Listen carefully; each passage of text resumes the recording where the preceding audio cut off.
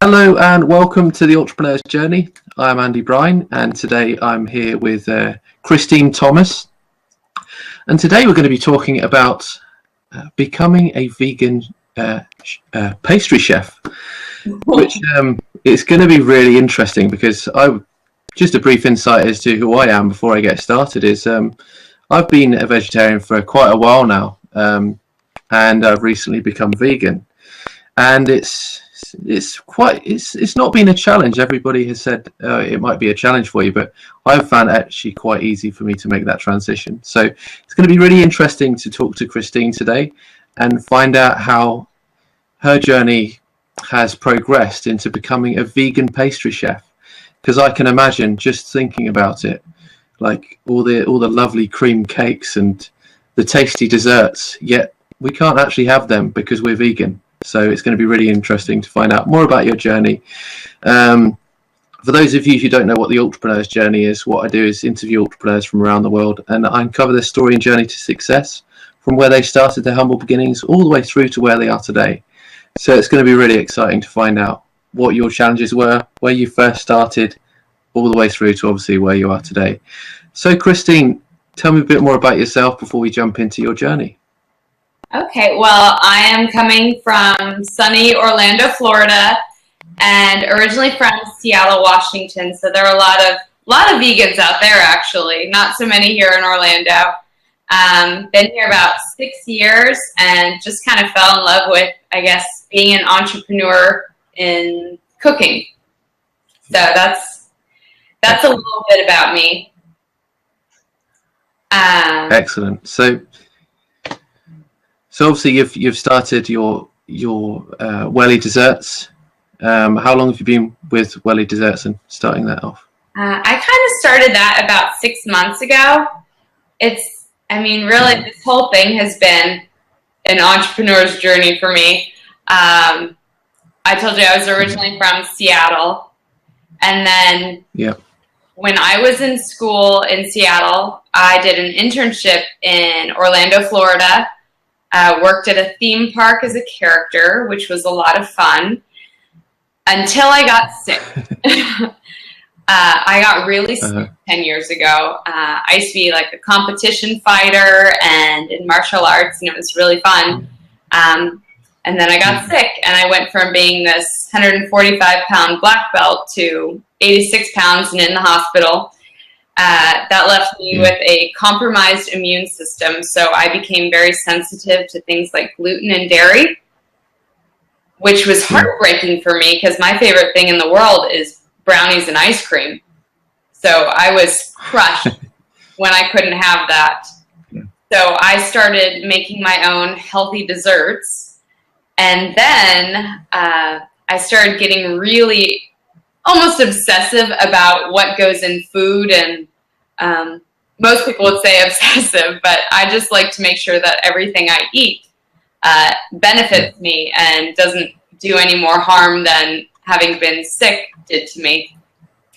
And I was always in a 95, 40-hour-a-week job, and in the last 6 months, the company that I was working for, which was a fabulous company, was told that it would be closed. And I would have just a few months to find a new job. And I'm a newlywed, so it was fun to tell my husband that, hey, I'm losing my job. Yeah. So that was fun, but he's very supportive and said, why don't you take this dessert thing you do and make a job out of it, because that's what you love and you're good at it. And he said it's selfish not to share with other people. So definitely, he was very supportive in telling me how to kind of move the ball with that. And so I started Welli Desserts, which it's still working on some tweaking in that, but in the meantime, I've been doing my own consulting, health and wellness consulting, and personal chefing. And that's been a lot of fun. So it's hard to imagine going back to a 9-to-5 job now that I've just kind of discovered these new opportunities in being an entrepreneur and kind of reshaping what it means to be a vegan, gluten-free pastry chef, because obviously nowhere in that long story I just told did I say I went to culinary school and I learned from, the masters of the arts or traveled the globe and cooked with chefs. It was largely my own personal journey and my own experiments in the kitchen, because I didn't want to miss out on dessert. So let's look back at, obviously, first of all the way back to those 10 years ago, first of all. So obviously that was such a challenge, obviously going through your health problems. Yes. And obviously had an impact on every aspect of your life. So what are the sort of things that you had to cut out almost instantly when you went through those problems? I instantly had to cut out gluten and dairy. And you're in college, pizza is like the #1 staple of every student. Yeah. So to come back and go to a house party and tell them, hey, I can't have the pizza or beer, do you have wine? You kind of get laughed at by a lot of college students. So that was a challenge. And then again, I said brownies and ice cream were my favorite thing in the world. And there was one particular restaurant where they had the most ginormous brownie ice cream sundae, and I would eat the whole thing by myself. Mind you, it was meant for like 4 or 6 people, something like that. I'd eat the whole thing. And then I couldn't do that anymore. So those 2 things were the biggest challenge. Pizza and beer at college parties and not getting my ice cream and brownies. So obviously it was a challenge to go, like, you could say, like, excuse the pun, cold turkey, because it's Thanksgiving today, isn't it? But thinking about that, obviously thinking about that, what are sort of the things you had to learn straight away as well? Because obviously you went from a traditional style of cooking and eating all the way through to changing that straight away. Was there anybody that you looked to get inspiration from in terms of changing your diet, changing the way you eat, so that you could obviously stay healthy, but also have those desserts as well? I think I was very fortunate in my upbringing that my mom was always in the kitchen, and in some regard it was cool to see her always cooking and baking, but I never learned any of the recipes that she made. So if I would play in the kitchen, I'm like, well, maybe if I throw some of this stuff in here, it'll come out like what my mom made. And a lot of times I end up with something delicious. It was nothing like what my mom made, but it was delicious. So, I give it a new name and say, instead of this banana bread she made, this is my, cookie. Instead, these are cookies. I would just kind of adapt recipes. So there weren't any people other than seeing the example of my mom always in the kitchen, and it just looked like a fun science experiment. Excellent. I think that's what's fun about cooking, isn't it? I actually love cooking as well. Okay. And I remember many years ago I thought I'd practice with make a cheesecake, and obviously you can't have cheese anymore because we're vegans, obviously. But you look at a cheesecake and you think, oh, it's not so difficult to make. But when you put it in the oven, you take it out, leave it to settle, and then you think, wow, it looks amazing. I'll take the foil pan off the outskirts, and then just flattens in seconds. Where did it all go? Yeah, but obviously vegan cooking. Obviously, you cut out the milk, you cut out the eggs. So there are obviously challenges that you're facing straight away in terms of cooking any meal, really, whether it's dessert or whether it's just a main course meal. So what are some of the things that you did, obviously, to supplement those things, or some of those challenges that you faced that you needed to obviously overcome in order to make that tasty dessert? I had to get really comfortable experimenting with ingredients that not everyone uses in their everyday life. If you'd asked me 5 years ago what arrowroot starch was, I wouldn't be able to tell you. If someone told me that I could use cashews and make cheesecakes or cheeses, I probably wouldn't have believed that it would taste anything like that. Or what in the world is a plantain? Those, are all over our kitchen because I use plantains in everything as a binder, as a cake. And so to really start experimenting with what is not so typical in the US. So instead of wheat flours, I'll use hemp flours and tiger nut flour. Cool. And it's just, it's kind of... I suppose looking at those alternatives, just thinking about some of those alternatives straight out the bat. I mean, the wheat flour you mentioned hemp powder as well, and hemp I know is a fantastic nutrient for our bodies in terms of protein and everything like that. So straight away you're moving away from what could be an unhealthy source of food to a healthy source of food straight away in your desserts. Sorry, just thought I'd bring that up because I find that interesting. No, yes. A lot of these, you hear things coming out now about like this grain brain and low carb and the effects of sugar on your body. So what's great is that a lot of these flours, like the tiger nut flour, like the hemp flour, I guess trying to think what other coconut flours, they don't have those same effects on your body as carbohydrates do. And so after, you've made this dessert, you can eat the whole thing and not feel guilty about it, especially if you use something like an uncut stevia to sweeten it, or even just, normal fruit. But you come out with these desserts that are really just nourishing and delicious, and you don't feel bad about it. So that's my favorite part. So would you say you came to this point on your journey of making these incredible desserts where initially you created these desserts which were good but weren't obviously entirely what you wanted, to now creating the dessert that was just right, just like spot on, so that you've got that chocolate brownie and the ice cream that you mentioned earlier, that tasty dessert?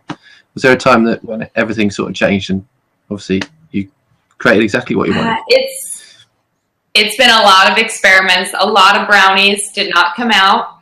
They were still good, but they did not come out. So it's kind of developing a routine with some of the ingredients, knowing that if I add this, it's going to do this. For instance, I made a stroganoff and I added arrowroot starch, but I wasn't paying attention to that.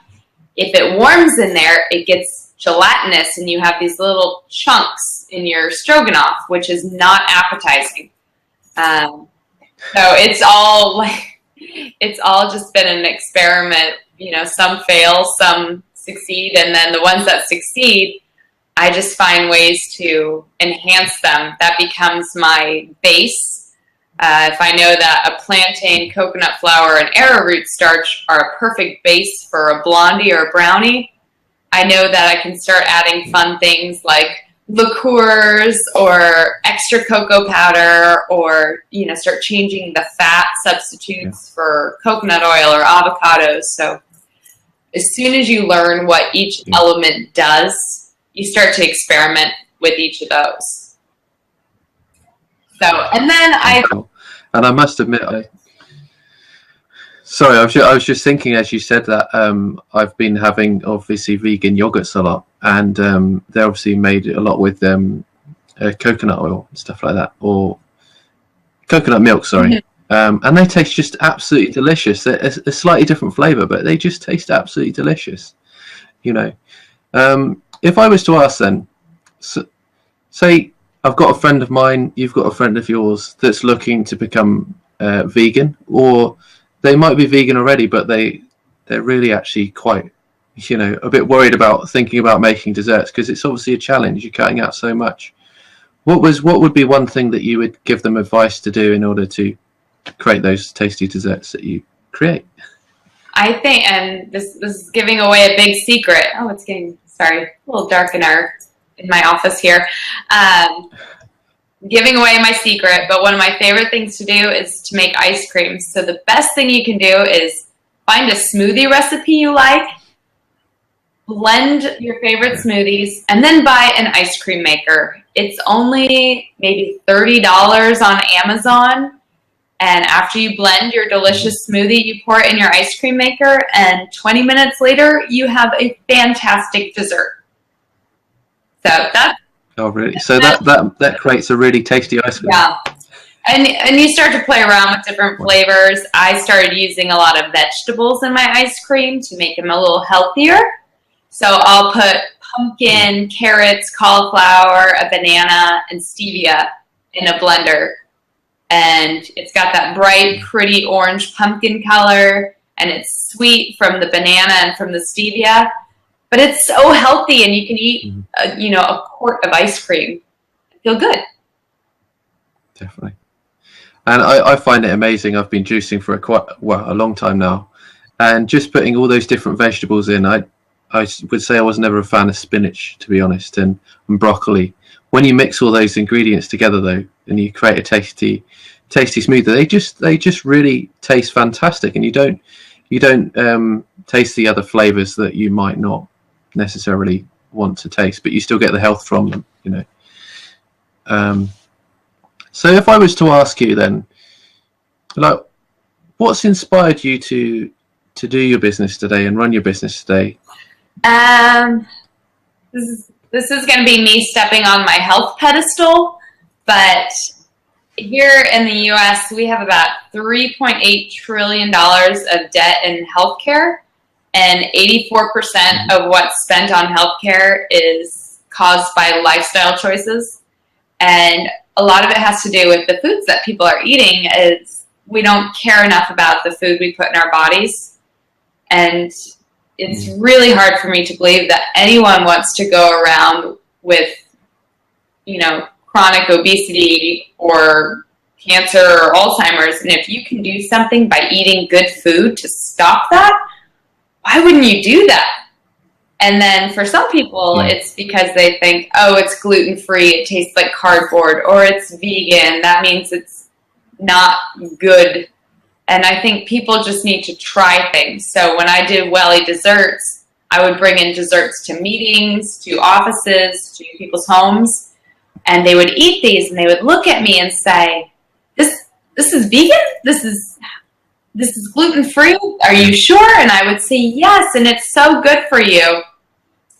And some people are still hesitant to believe me. There's a friend of mine, I'll bring desserts around, and she says, I think you're lying. I'm not eating this. You're lying. And it's just fun because, I tell people I eat dessert every day, like all day. I had cinnamon rolls for breakfast. I have cookies for lunch, and, it's just made with real good ingredients.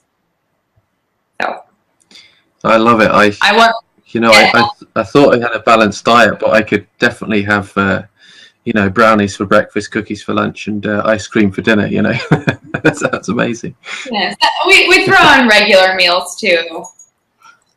Soups and stews and tofus and lasagnas, whatever.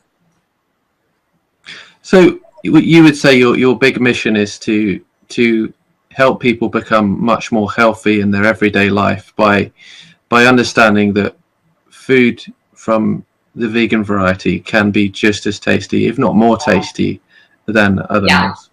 There's so much more to benefit your body that I just can't speak highly enough of what it does. And to get people to eat dessert to get healthy, that's fun too. If someone said, hey, this breakfast is going to be really good for you. Oh, by the way, it's brownies and ice cream. You probably wouldn't turn it away. So I love it. I love it. I really do. I'm definitely going to have to get myself a smoothie maker and an ice cream maker as well at the same time. So where can we find out more about yourself, your recipes, and your website? Have you got a recipe book coming out, or have you got a recipe book? I am working on a recipe book. Working on 2 books right now. One is kind of a entrepreneur's health guide, and one is just some desserts and things.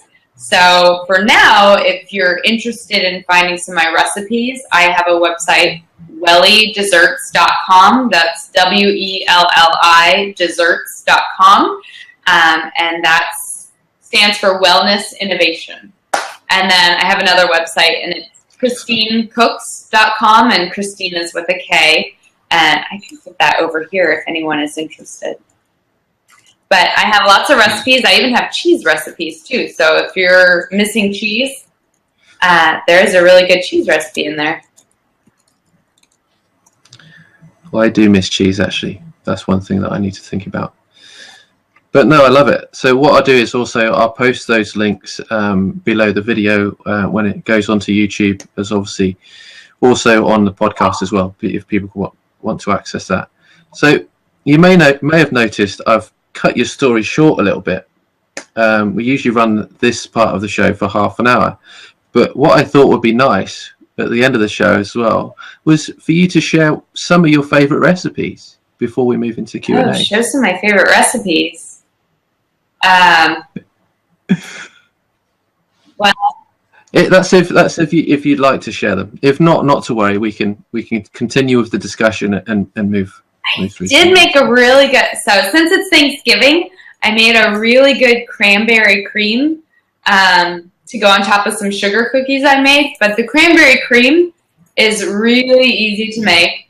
It's like 4 ingredients. So you take 2 cups of cranberries, half a cup of coconut butter, and a little lemon juice, and a stevia if you want to sweeten it, and you just blend that for, I don't know, until it's smooth, but it's delicious. And if you want to thin it out a little, you add coconut milk, and that's what I poured on my cinnamon rolls this morning, but it's really good. So, I'm sorry, 1 cup of cranberries. Otherwise, it's a little too much cranberry. So 1 cup of cranberries, half a cup of coconut butter, lemon juice, optional stevia. And my husband brought it in. I'm like, yeah, you can't really see that, but it's very, very tasty. I'll eat it. Okay, well, I just wanted to say happy Thanksgiving to those of you in the States. I think we can all be thankful for something each and every day. So Thanksgiving is obviously one time a year, but I think we could be thankful every day of the year. But I just wanted to wish everybody in the States happy Thanksgiving while we're here. And as it's... Sorry, you go ahead. I was just going to ask, just because it's high on my priority list, I always like to ask people what their favorite desserts are, just in case I haven't made a recipe for it, or I can get some inspiration. So whatever your favorite dessert, whether it's sweet or savory, or your favorite meal, I would love to try to recreate it. Okay, I'll give you my one today then. Okay. My one is lemon meringue pie. Absolutely love lemon meringue pies. Just lovely. So if there's any way we can recreate that, that'd be amazing. When I do. So looking at recipe. I'd love it. That'd be excellent. I was going to ask. This is slightly moving away from desserts now, but I know. Looking at Christmas, we don't celebrate Thanksgiving over here, and I think we should celebrate something similar to Thanksgiving, because I think we should all be thankful for something, as I said. But moving into Christmas, we either have turkey, and very much like you on Thanksgiving, you have turkey as well, don't you? What would be a good vegan alternative for that? Turkey roast dinner. Turkey. I think one year I made lentil meatloaf. So when you have the mashed potato sides and the cranberry on the side, you want something like a meat to dig into. So a lentil meatloaf is a really great alternative.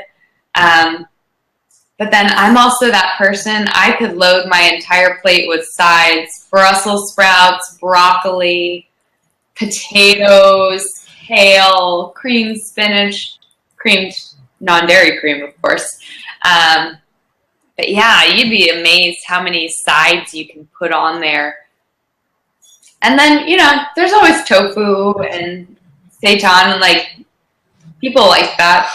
I don't cook a lot with tofu, actually, except in dessert. But yeah, I would make like a lentil meatloaf. In Germany, where my mom is from, they would eat this stuff called Bulettchen, or some people call it frikadellen. But it was these little meat patties, and they're so easy to reproduce with lentils. So wherever you have ground meat, you can pretty much substitute lentils. Excellent, excellent.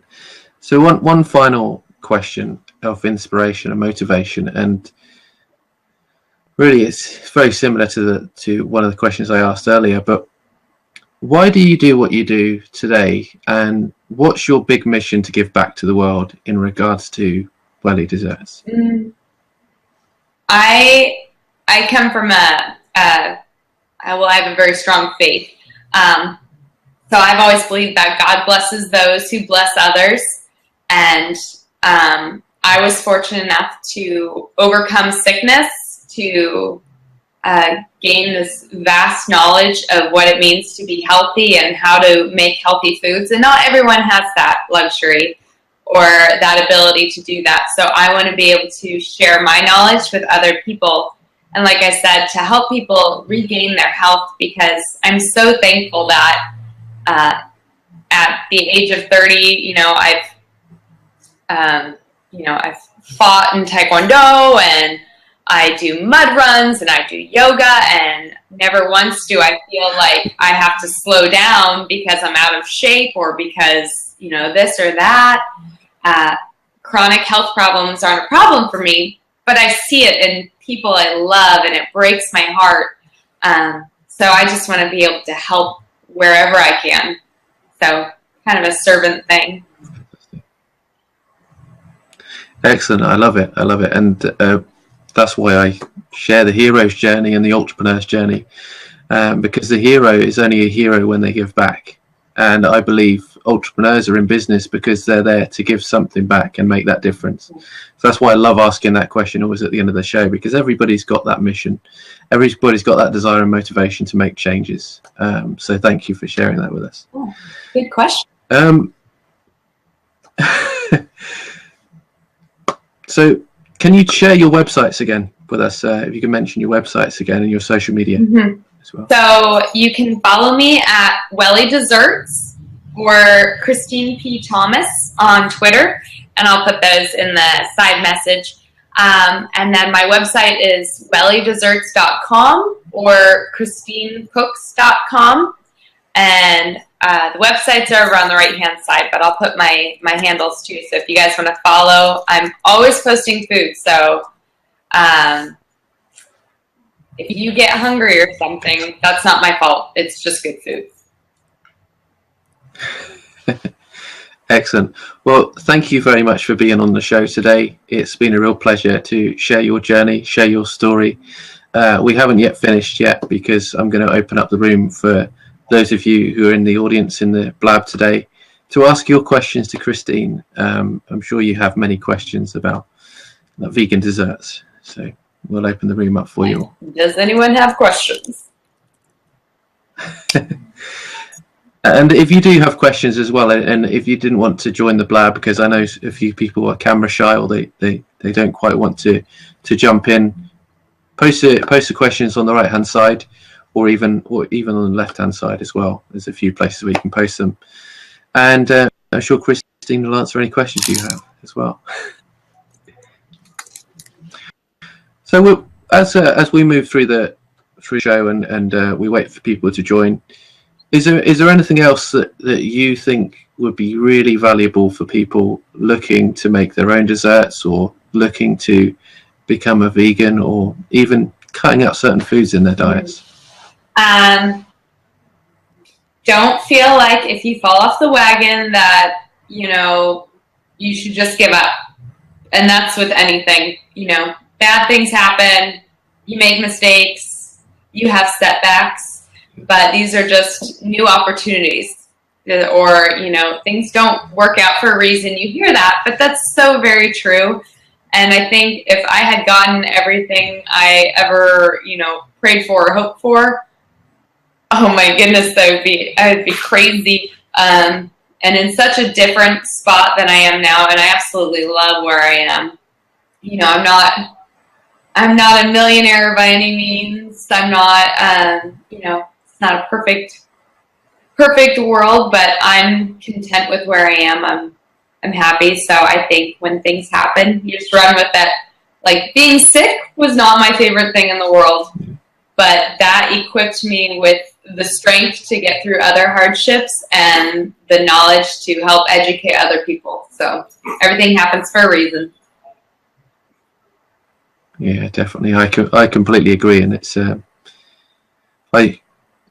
I came across a quote just earlier today, and it may sound backwards when you hear it, but the quote was, "The destination is your journey," because your journey will always lead you to your destination. You know, and I thought that was fantastic, because, you know, our destination is never clear, but our journey is always clear. It's all about overcoming those obstacles and challenges, and like you said, not feeling ashamed when we fall off the bandwagon, because it is just another step in the right direction. I think I heard a quote said, "We plan and God laughs." So whatever you plan for, that might not be what actually happens. So someone's laughing at you somewhere. Yeah, I think those are great things. So, but I guess one of the things that really, now I'm in quotes, but one of the things that really stuck with me was my university's motto for my graduating class, and that was now I'm going to butcher it too, find where your dreams match the world's needs. So whatever it is you want to do, somehow you're going to find that need where you're needed most. So, you know, finding that connection is really important. So my passion is food and health and wellness, and I see a need for it in the world. So whatever your purpose, there's a need for it. No, I absolutely love that quote. Actually, I've never come across it before. And in search for, before I came to find you on social media and connect with you, I was actually looking for someone that might be a vegan chef, you know, who's very, very much into veganism, because, you know, there's a lot of foods out there that aren't necessarily the healthiest for us, but yet plant-based diets are really good for us. And I'm very passionate about natural health and well-being and change and making that difference. And it's amazing what we can do when we, like you said, find that need. You know, there is always a need there for us. I guess I have to say that I very much support a whole food plant-based diet, and my diet just happens to be vegan. But vegan doesn't equal healthy. Gluten-free doesn't equal healthy. There are still bad things out there. You know, chocolate stuffed Oreos from, I feel bad knocking them, like Oreos and things are vegan. And what else? I mean, they just have awful foods that are okay because they're vegan. Like soda is vegan, but it's still terrible for you. So eating a whole food plant-based diet, and you know, if you're not ready to go vegan, you know, maybe start limiting your meat, because there are studies that show that if more than 10% of your diet is animal protein, that you put yourself at risk for things like cancer, and that's not fun. So just eating more plants. Michael Pollan wrote some incredible books, including The Omnivore's Dilemma. Omnivore's Dilemma. Let me not mumble. And he says, you know, eat food, mostly plants. So, I mean, that's really what most people should do, is eat real food, not these packaged things, and eat a lot of plants. And if you happen to eat meat, you know, that's your thing. Yeah. I think I didn't want to go off topic too much, but I think the most important thing is respecting and valuing everybody else's opinions and what they do. You know, for me, it doesn't matter if my family and friends eat meat. If they choose to do that, that's fine. It's not up to me to make that decision for them, you know, and they should be free to do what they want. So I just thought I'd bring that up, because sometimes when people go into veganism or they go into specific diets, they push it on other people, and I think it's important to respect others in what they do, you know. I agree. I'm at a family Thanksgiving right now, and no way they're all going to eat vegan. So I'm sure there's a turkey in the oven and cranberry sauce and, you know, all the fixings for the turkey, which I'm not going to eat. But that's why I brought dessert, and that just happens to be gluten-free, vegan, and delicious. Yeah. Okay, and I think that is almost the perfect place to end it and Awesome. finish it up. But the last thing that I was going to ask is, what would be the last thing that you would say that would inspire and motivate others to create those amazing desserts? To inspire them to make desserts. If you could eat dessert and not feel bad about it, why wouldn't you? If you could make dessert that would be good for you, why wouldn't you? If you could eat dessert every day, why wouldn't you? Just saying. Excellent. And that's the perfect end to the show. You've been listening to The Entrepreneur's Journey with Kristine Thomas. Find out more about her on her website. And thank you all for tuning in today. We will be live again next week at 8 p.m. Greenwich Mean Time and 3 p.m. Eastern Time. And with that, I will say bye for now. Bye, Andy. Thank you so much. And thank you for those of you who are listening or will listen. I appreciate it. Thanks. Happy Thanksgiving.